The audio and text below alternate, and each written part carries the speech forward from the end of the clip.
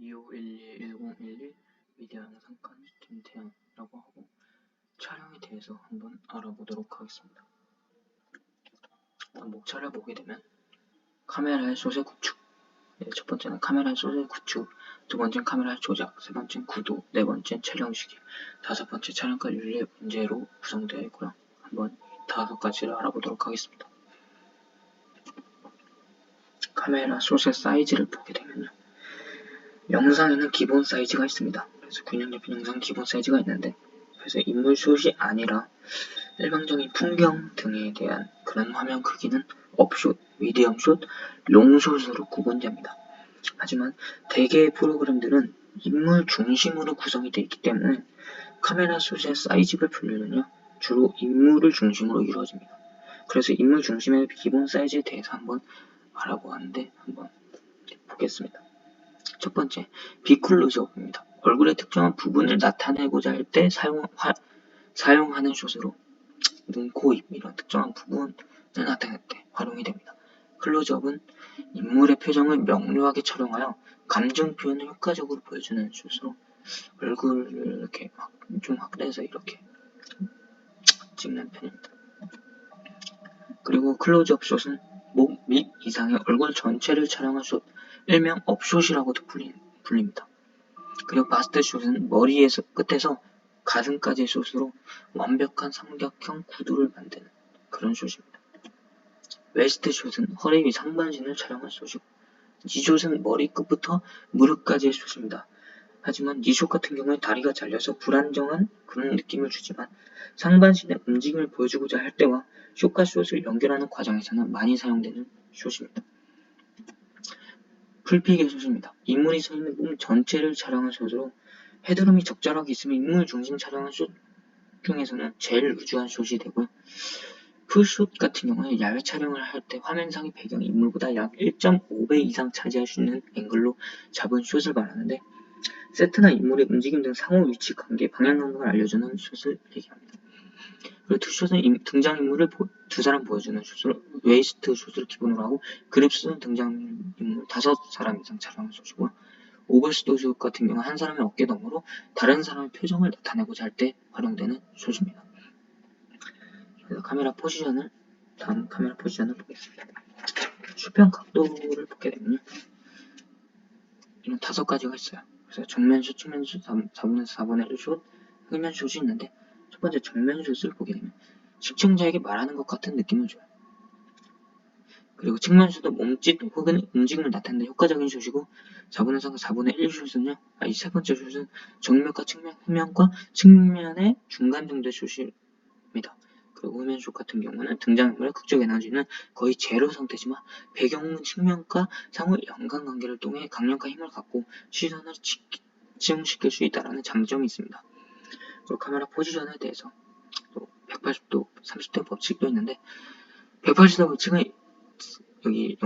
여기 사진처럼 등장인물이 마주서 바라보는 위치에서 가상 일직선을 그어 카메라가 한쪽 방향에서만 이동하며 촬영하고 반대쪽의 선을 넘어가지 않는 법칙이 180도의 법칙입니다. 그리고 30도의 법칙은 피사체를 냅두고 그 피사체를 대상으로 첫 번째 숏 후 두 번째 숏을 찍을 때 카메라 위치를 최소한 30도 이상을 옮겨서 찍는 그런 법칙을 30도의 법칙이라고 해요. 그리고 30도의 법칙을 지키지 않을 시 또 문제가 생기는데 점프컷이라는 게 발생합니다. 정화면과 뒤에 이어지는 화면이 연결되지 않고 끊어지는 느낌을 줘서 자연스럽지 않은 느낌을 줘요. 이건 30도 법칙을 지키지 않을 시에 나타납니다. 그래서 30도의 법칙을 지키는 것은 중요하고요. 그리고 인물이 3명 이상일 경우가 있는데, 카메라 포지션이 180도 법칙 내에 있어도 3명 이상일 경우에 촬영 방법에서 인물이 막 좌우로 갑자기 이동하는 것처럼 보일 수 있어서 시청자 입장에서는 혼란스럽습니다. 그래서 1, 2번 카메라 사이에 카메라 한 대를 사용해서 가운데에 또 2대의 카메라 가운데 카메라 한 대 삽입시켜 주거나 사회자나 중요인물 한쪽에 배치하고 사회자 한 명과 나머지 2명으로 나눠 찍어서 배치하면 그런 문제를 해결할 수가 있습니다. 카메라 앵글에 대해서 알아보겠습니다. 카메라 앵글에는 수평 앵글, 부감 앵글, 양각 앵글, 경사 앵글, 버즈 아이 뷰가 있는데, 수평 앵글은 노멀 앵글이라고 하죠. 프로그램 중에서 많이 사용되면 안정감 있는 화면을 만듭니다. 그래서 1번 인물 촬영 시에는 인물의 눈높이로 렌즈 높이가 수평이 되게 하고, 풍경 촬영 시 인물의 높이에 카메라를 설치합니다. 그리고 부감 앵글은 하이 앵글이라고 해서 높은 곳에서 내려다보는 앵글로 비속 패배 등의 느낌을 주는 앵글입니다. 그리고 양각 앵글은 로우 앵글이라고 해서 밑에서 위를 올려다보는 그런 앵글입니다. 그래서 피사체를 강하고 위압감 있는 위의 느낌을 주고 경생은 어블릭 앵글이라고 해서 평형을 깬 화면이라서 불안과 이상한 그런 사태의 느낌을 주는 앵글입니다. 그리고 버즈 아이비는 높이 나는 새의 시선에서 거의 직각 90도 각도로 내려보는 극단적인 하이 앵글 숏으로 절대자의 시선에서 바라보는 듯한 그런 느낌을 주는 앵글입니다. 그리고 카메라의 조작을 보게 되면 카메라 조작의 펜을 보게 되면 카메라 위치는 고정하고 헤드를 좌우 수평으로 회전하는 것입니다. 그 틸트는 카메라 위치는 고정하고 헤드를 위아래로 움직이는 것을 얘기합니다. 그래서 펜과 틸트의 목적이 뭐냐? 구도를 수정하기 위한 목적, 필요한 리액션 숏을 만들기 위한 목적 등이 있습니다. 그리고 줌은 카메라 피사체 위치 변동하지 않고 줌 렌즈를 조작해서 촬영 범위를 좁게 넓게 잡는 것을 얘기하고요. 달리 같은 경우는 이제 피사체에게 접근하거나 멀어지는 기법입니다. 그래서 줌과 달리 다른 점을 보게 되면 화각을 봤을 때 달리는 일정하고 줌은 변화가 생깁니다. 하지만 카메라와 피사체 거리를 봤을 때 달리는 변화가 생기고 줌은 일정하죠. 전경의 변화가 원근과 입착을 봤을 때 달리는 크고 줌은 흐트러지는 효과가 있습니다. 그리고 새로운 영상 출연을 봤을 때 달리는 있고 줌은 없게 됩니다. 이런 차이점이 있습니다. 그래서 트럭 숏을 보게 되면 피사체에 대하여 카메라 자체가 좌우로 이동하면서 촬영하는 숏입니다. 그래서 극적 효과를 높이려는 목적이 있고 화면의 유동감을 강조하는 목적 등으로 활용됩니다. 그래서 펜과 트럭 숏의 차이를 보게 되면 시점을 봤을 때 트럭은 이동을 하고 펜은 고정을 하죠. 카메라 움직임. 트럭은 수평 방향으로 이동하고요.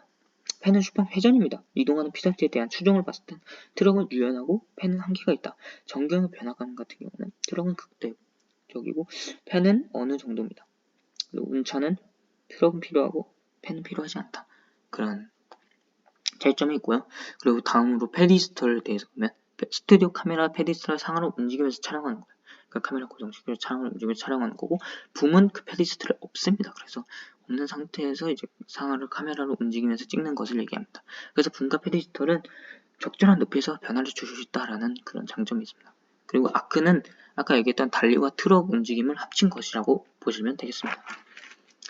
동영상 구도의 특성을 보게 되면 TV 영상의 경우 정지되어 있는 것이 아니라 움직임을 전제로 하는 동영상이라서 회화나 사진 구도의 원칙은 단지 TV 영상에 응용되는 기본적인 구도입니다. 그리고 동영상에는 가까이 개별적인 장면 묘사가 잘 돼 있어도 흐름의 조화가 이루어지지 않으면 흐트러져 정돈이 되어 있지 않는 것이나 마찬가지입니다. 그래서 조화가 잘 이루어져야 되고 촬영인이 의도하는 바를 전달하기 위해 다양한 구도가 사용되는데 영상의 심리적 맥락에 따라 피상적으로 나쁜 구도가 대단 효과적일 수 있다. 이게 무슨 얘기냐면 좋지 않은 구도라고 할지언정 그게 맥락에 따라 잘 활용이 되면 나쁜 구도가 오히려 대단한 효과를 볼 수 있다라는 특성이 있습니다.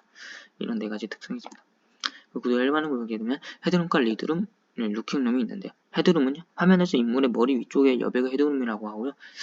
인물 사이즈가 클로즈업보다 푸시스로 될수록 헤드룸이 커집니다. 그래서 헤드룸이 적당한 경우 안정감이 있고요.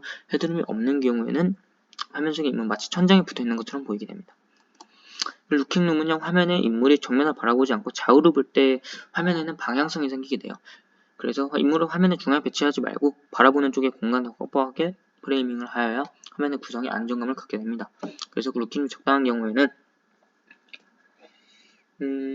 안정적이고 전면에 기대감이 생기지만 없는 경우에 인물이 답답해 보이고 안정감이 없어 보이는 느낌을 받습니다. 그리고 리드룸, 루킹룸과 비슷하지만 인물이 움직이는 방향으로 많은 공간을 두고 화면 구성에 안정을 유도합니다. 그래서 리드룸이 적당한 경우에는요, 측면을 움직이고 있는 물체나 사람이 주어진 방향으로 자유롭게 움직이는 것처럼 보여요. 없는 경우에는 측면을 움직이고 있는 물체나 사람이 화면의 가장자리에 의해서 제지받고 있던 그런 느낌이 듭니다. 그 삼각 구도를 보게 되면 화면 전체가 안정감을 필요로 하거나 하나의 포인트를 향해 관심을 집중시킬 필요가 있을 때 가장 일반적으로 사용되는 구도라고 하고, 필요에 따라 세 곳의 꼭지점 1번, 7번, 11번에 관심을 가지거나 피사체를 위치시켜서 삼각형을 이룰 수 있도록 하면 안정감을 갖게 되는 그런 효과를 볼 수 있습니다. 그리고 촬영 자세는 트라이포드 사용 시 자세를 보게 되면 양발을 어깨만큼 벌리고 피사체와 카메라 방향과 일직선상에서 45도 카메라 방향으로 향하게 하여 자연스럽게 조작할 수 있게 자세를 잡는 게 중요합니다. 그리고 브랜드 카메라 워크 자세는 다윈이는 어깨 보고 11자 형태로 벌리고 카메라를 어깨에 걸쳐 편한 자세를 잡고 오른쪽 팔꿈치는 가슴에 붙여 안정감을 만들어주고 소형 카메라의 자세는 다리는 11자가 되도록 하고 무게중심이 한쪽 다리에 실리지 않도록 하고 오른손은 직각, 왼손은 손바닥 아래로 향하게 할 렌즈 링을 잡고 조작을 합니다. 그리고 손으로 찍는 자세는 피사체와 카메라의 간격을 유지하고 움직임이 빠르거나 움직임이 폴로 할 때 유용한 자세입니다. 그리고 맷방 같은 경우에 따라서 맷방을 어깨에 걸고 찍는 방식도 있는데 이 맷방 같은 경우에는요, 맷방 같은 경우는 카메라의 시야가 넓어져 상황 변화에 빠르게 대처할 수 있다는 그런 장점이 있습니다. 그리고 카메라 앵글 연습 방법 트라이포드 사용 시에는 인아웃을요 천천히 빠르게 여러 단계로 하고 없을 시에는 화면 흔들림을 최소화시키기 쉽게 연습하고 상황별 요령을 봤을 때 어린이 촬영할 때는 눈높이 유지 인터뷰 시 편안한 분위기를 만드는 게 중요하고 여러 사람이 대화하는 장면은 한 편에 있는 사람들을 묶어서 촬영하거나 한 사람씩 찍는 방법들이 있습니다.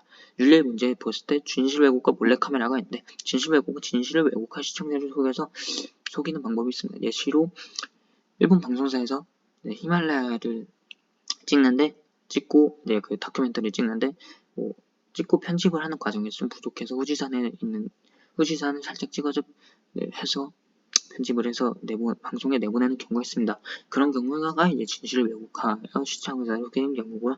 몰래카메라 같은 경우는 초상급 문제, 영수 위반의 문제, 성범 문제 등 그런 문제들이 있습니다. 그래서 촬영에 대해서 발표를 마치겠습니다. 감사합니다.